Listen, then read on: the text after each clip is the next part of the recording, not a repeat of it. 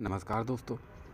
दोस्तों मेरे बहुत सारे फ्रेंड पूछ रहे थे कि पुरानी पेंशन और न्यू एनपीएस सिस्टम है उसमें क्या डिफरेंस है, हमें किस में फ़ायदा है किस में फ़ायदा नहीं होगा। तो दोस्तों मैं कैलकुलेशन करके आपको आज थोड़ा क्लियर कर देता हूँ कि हमें एनपीएस में फ़ायदा होगा या फिर पुरानी पेंशन में फ़ायदा होगा।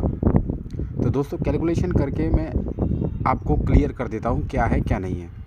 तो सबसे पहले मैं आपको बता दूं कि एनपीएस सिस्टम होता है, मतलब जो आप म्यूचुअल फंड में एसआईपी करते हैं, सिस्टमेटिक इन्वेस्टमेंट प्लान, उस तरह से। इसमें क्या होता है कि गवर्नमेंट आपकी जो सैलरी है उसका 10% जितना भी होता है वो हमारी सैलरी से कटता है, प्लस उतना ही पैसा गवर्नमेंट उसमें मिला के एसआईपी की तरह उसमें इन्वेस्ट कर देती है। तो जैसे कि एक नॉर्मल 1900 ग्रेड पे वाला जो थर्ड ग्रेड कर्मचारी है उसकी सैलरी के हिसाब से मैं आपको स्टार्टिंग से बताता हूँ। जैसे एमपी पुलिस में सैलरी स्टार्टिंग में 21,000 के आसपास थी, तो उसका स्टार्टिंग में जो है एनपीएस जो कट रहा था हमारी सैलरी से, तो वो कटेगा 2200-2300 रुपये के आसपास। तो उतना ही पैसा गवर्नमेंट मिलाती थी। मतलब हम राउंड फिगर में लें तो 4500-4600 रुपये स्टार्टिंग में हमारे कटते हैं, मान लीजिए। ठीक है, मैं 4600 रुपये ले लेता हूँ, मतलब 4500 रुपये ले लेता हूँ। 4500 रुपये जिसमें हमारे 2250 रुपये लगभग हमारे हैं, और इतने ही पैसे गवर्नमेंट ने मिलाए। ठीक है, 4500 रुपये, और हमारी 33 साल की उम्र है, तो उसमें 12 महीने के हिसाब से लगभग 400 महीने, राउंड फिगर में मैंने 400 ले लिए। 396-97 महीने कुछ होते हैं, मैंने 396 महीने होते हैं। 33 साल में 396 महीने होते हैं, मतलब हमको 396 महीने तक पैसे इन्वेस्ट करने हैं। एसआईपी हमारी कटेगी एनपीएस सिस्टम में। अब what rate of return do you expect, हम जो एनपीएस सिस्टम है उसमें मिनिमम 10% रिटर्न तो आपको मिलना ही है। और आप अभी भी अपना एनपीएस निकाल के देख सकते हैं, तो उसमें अराउंड हमको 16 से 17% रिटर्न अभी तक का मिल रहा है। तो मैं मिनिमम से मिनिमम, बिल्कुल मिनिमम 10% लेकर चल रहा हूँ। हमको साल में 10% रिटर्न मिलता है। अब दोस्तों आपको पता है कि हमेशा तो हमारा 4500 रुपये कटेगा नहीं, हर साल हमारी सैलरी भी इंक्रीज़ होती है और डीए भी इंक्रीज़ होता है। तो अगर मैं 2 बार हमारा डीए इंक्रीमेंट लगता है, मैं मिनिमम से मिनिमम ले लूँ 3%, एक बार का 3%, दूसरी बार का 3%, साल में 2 बार डीए हमारा मिलता है, तो टोटल हो गया 6%। और मान लीजिए एक इंक्रीमेंट लगता है, तो वो भी मिनिमम से मिनिमम मैं 3% ही ले लेता हूँ। तो 3% इंक्रीमेंट मिला के हमारा 3-3-6 और 9% होता है। 9% की जगह दोस्तों मैं इससे और भी कम कर लेता हूँ, 1% और घटा देता हूँ। हमारी सैलरी 8% लेता हूँ कि हमारी सैलरी हर साल 8% बढ़ेगी। इसमें दोस्तों वो वाला इंक्रीमेंट नहीं है जो हर 10 साल में जो ग्रेड पे इंक्रीमेंट होता है, वो तो मैं इसमें ऐड कर ही नहीं रहा। अगर वो ऐड करूँगा तो उसका रिज़ल्ट कुछ और हायर से हायर निकलेगा, मैं उसको ऐड अभी नहीं कर रहा। अभी मान लीजिए साल का 8% बिल्कुल मिनिमम लिया है मैंने, 8% हमारा इंक्रीमेंट होता है। अब आप कैलकुलेशन देखिए, ये नीचे आके आपको दिख जाएगा कि हमने हमारा total SIP amount invested with annual increase, मतलब हमने अपना जो भी है पूरा की पूरा 40,62,960 रुपये इन्वेस्ट किए, जिसका 10% एनुअल के हिसाब से 33 साल में हमको 3,65,68,498 रुपये मिलेंगे। टोटल मिला के हमारा अमाउंट सब कुछ मिला के होता है 4,06,31,458 रुपये। मतलब 33 साल की नौकरी ख़त्म होते ही मेरे अकाउंट में 4,06,00,000 रुपये के आसपास पैसे होंगे एनपीएस में। ओके, और इसमें मैंने वो वाले पैसे ऐड नहीं किए जो 10 साल बाद हमारे जो ग्रेड पे इंक्रीमेंट होता है वो। अगर ग्रेड पे इंक्रीमेंट होता तो जो 4 करोड़ जो है वो 5 करोड़ के आसपास में पहुंच जाएंगे, लेकिन वो मैं मिनिमम से मिनिमम ले रहा हूं। बल्कि हमारा जो सैलरी इंक्रीमेंट है वो भी 8% से ज़्यादा ही होगा हर साल, वो भी मैं नहीं ले रहा। तो ये मिनिमम अमाउंट है हमको मिलना चाहिए। अब मैं आपको बता दूँ, एसआईपी सिस्टम में जो हमको मिलने वाला है, मतलब एनपीएस सिस्टम में जो हमको मिलने वाला होता है। अब मैं आपको बता दूं कि एनपीएस सिस्टम में रिटायरमेंट पर जो हमको पेंशन मिलती है वो मिलेगी हमको 2 तरह से मिलती है। मतलब 60 और 40% में ये पैसा जो 4 करोड़ जो बन रहा है वो 60 और 40% में डिवाइड होगा। मतलब 60% जो हमारा जो 4 करोड़ का 60% है वो हमको मिल जाएगा, हम उसको निकाल सकते हैं। और जो 40% है वो हम निकाल नहीं सकते, वो हमारे मरने के बाद हमारी फैमिली को मिलेगा। उसी के बेसिस पे हमारी पेंशन बनती है 40% के हिसाब से।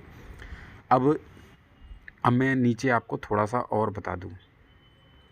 ये देखिए, ये है SIP with annual increase amount invested summary. मतलब हम किस किस साल में कितना अमाउंट जमा कर रहे हैं उसका टोटल समरी यहाँ पर दी गई है। इसमें मैं सबसे नीचे आपको बता दूं 33 साल में हमारा जो NPS में SIP में पैसा कटेगा 16,020 रुपये। ये मतलब 33 साल में हमारा जो सैलरी इंक्रीमेंट वगैरह और जो भी 8% इंक्रीज़, मतलब जैसे कि जो भी हमारा 4500 रुपये भी कट रहा है वो 33वें साल में हमारा 16,000 कटेगा। 16,000 कटेगा तो इसका मतलब ये है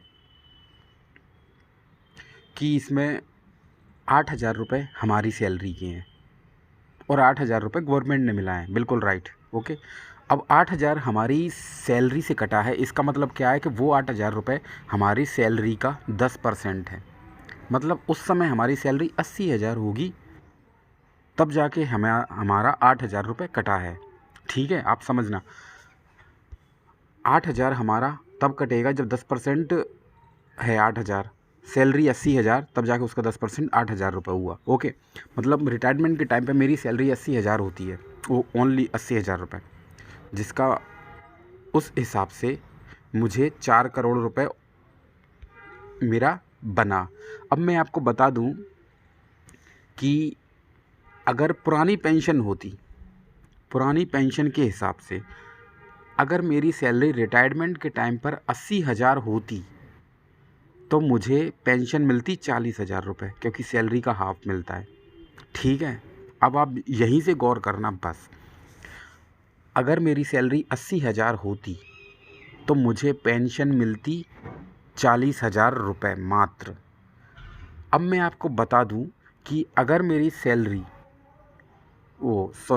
अगर NPS सिस्टम होता तो NPS सिस्टम में रिटायरमेंट के टाइम पर कितनी सैलरी कितना जो पेंशन है वो मिलती, वो मैं आपको अब क्लियर कर देता हूँ। देखिए, 4 करोड़ 6 लाख रुपए जो हमारा हुआ है टोटल अमाउंट NPS में, इसको मैं 6 लाख को हटा देता हूँ, 4 करोड़ ही राउंड फिगर में रखता हूँ। इसमें क्या होता है कि 60% तो हम निकाल सकते हैं, मतलब 4 करोड़ का 60% होता है 2 करोड़ 40 लाख रुपए। ठीक है, अब मैं आपको कैलकुलेशन करके दिखा देता हूँ कि 80,000 सैलरी पर पुरानी पेंशन में 40,000 पेंशन मिलेगी, लेकिन NPS में कितना मिलेगी मैं बताता हूँ। 4 करोड़ रुपए का 60% हुआ, 4 करोड़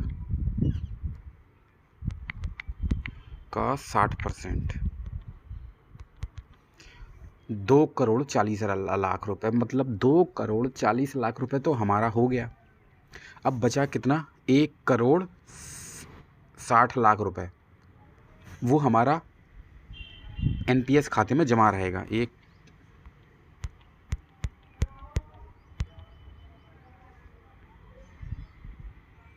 हमारा हो गया 1 करोड़ 60 लाख रुपए जो NPS में रहेगा, इसकी हमारी पेंशन बनेगी। मतलब 40% है हमारी उसका जो भी है NPS में इकट्ठा हुआ था उसका 40%।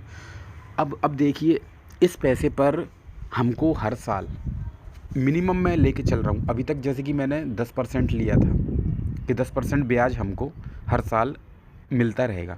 मैं 10% भी नहीं ले रहा, अब तो 1 करोड़ 60 लाख का 10% भी नहीं ले रहा, मैं 8% लूँगा मात्र, और कम ले लेता हूँ, मिलेगा इससे ज़्यादा ही। अब 8% मैं ले लेता हूँ, ठीक है, 8% साल का, ठीक है। तो 1 करोड़ 60 लाख रुपए का 8% कितना होता है मैं आपको दिखा देता हूँ। ये होता है हमारा 12,80,000 रुपये। ये हमारा साल का रिटर्न है। मतलब जो 40% पैसा हमारा जो NPS में रहेगा उसका जो ब्याज है उसी से हमारी पर मंथ की सैलरी मिलेगी। मतलब 8% के हिसाब से अगर मैं निकालूं तो हमें मेरे 1 करोड़ 60 लाख रुपए पर मुझे साल का 12,80,000 रुपये ब्याज मिलेगा, साल का मिल रहा है। तो एक महीने का कितना होगा, मैं 12 का डिवाइड कर देता हूँ। एक महीने का हुआ 1,06,666 रुपये। 1 लाख मान लेता हूँ मैं तो बस, ठीक है। मतलब अब आप देखिए, 1,60,00,000 जो मेरा बच्चा 40%, उसके हिसाब से एनपीएस में मुझे पर मंथ 1 लाख रुपए पेंशन मिलेगी, और पुरानी पेंशन के हिसाब से मुझे मिल रही थी मात्र 40,000 रुपये, मात्र 40,000 रुपये पेंशन, और एनपीएस के हिसाब से मिल रहा है 1 लाख से भी ज़्यादा।